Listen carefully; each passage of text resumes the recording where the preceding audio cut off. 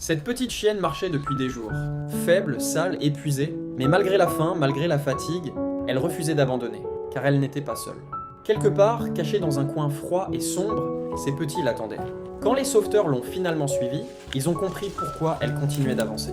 Là, dans un abri improvisé, plusieurs minuscules chiots se serraient les uns contre les autres. Ils étaient si petits, si fragiles, et pourtant, ils se battaient déjà pour survivre. Leur mère faisait tout ce qu'elle pouvait pour les protéger. Mais la réalité était cruelle, le vent passait partout, le sol était froid, et la pluie pouvait tomber à tout moment.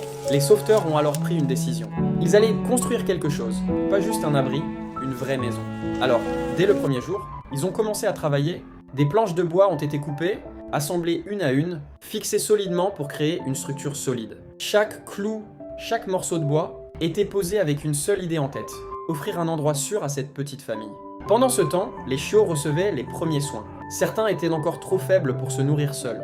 Alors ils ont été nourris doucement au biberon, sous une lampe chauffante rouge pour garder leurs corps au chaud. Le lait coulait lentement, et petit à petit, les bébés reprenèrent des forces. Leurs petites pattes tremblaient encore. Mais ils commençaient déjà à bouger, à ramper vers leur mère. Et pendant qu'ils se battaient pour grandir, la maison continuait de prendre forme, les murs se dressaient, la structure devenait plus solide. Et chaque nouvelle planche rapprochait cette famille d'un avenir un peu plus sûr. Mais ce projet n'était pas seulement celui des sauveteurs. Un petit enfant s'est approché, curieux, silencieux. Et sans même dire un mot, il a commencé à aider lui aussi. À cet instant, ce n'était plus simplement une construction. C'était un acte de compassion. Peu à peu, la niche prenait forme. Les renforts du toit ont été installés. Puis une protection imperméable pour empêcher la pluie d'entrer. Chaque détail comptait. Parce qu'une seule nuit froide aurait pu être fatale pour ces chiots. Alors le travail a continué, jusqu'à ce que la petite maison soit enfin prête. Mais avant d'y installer la famille, il restait une chose à vérifier. La pluie, pour s'assurer que le toit protégerait vraiment les chiots, de l'eau a été versée sur la niche. L'eau a glissé le long du toit, sans pénétrer à l'intérieur. Le test était réussi, la maison était prête.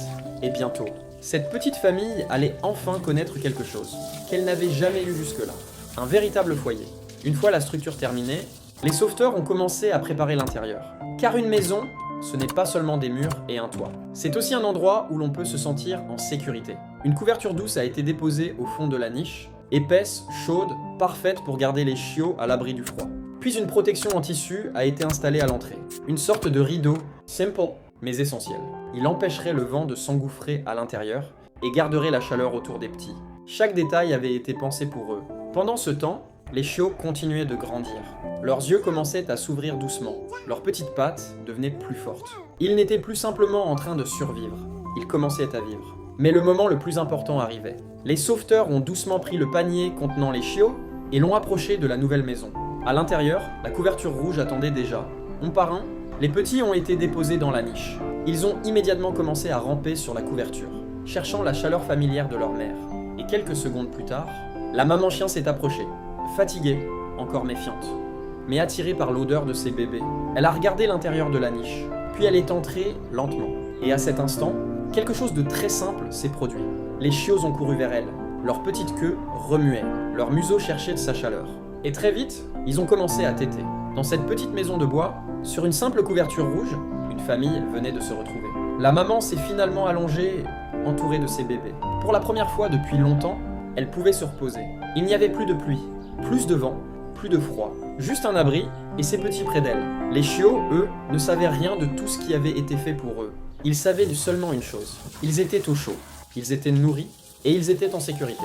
Parfois, il ne faut pas grand-chose pour changer une vie. Quelques planches de bois, un peu de temps et beaucoup de cœur. Mais pour cette petite famille, cela signifiait tout. Parce qu'aujourd'hui, ils n'avaient plus seulement survécu. Ils avaient enfin un foyer.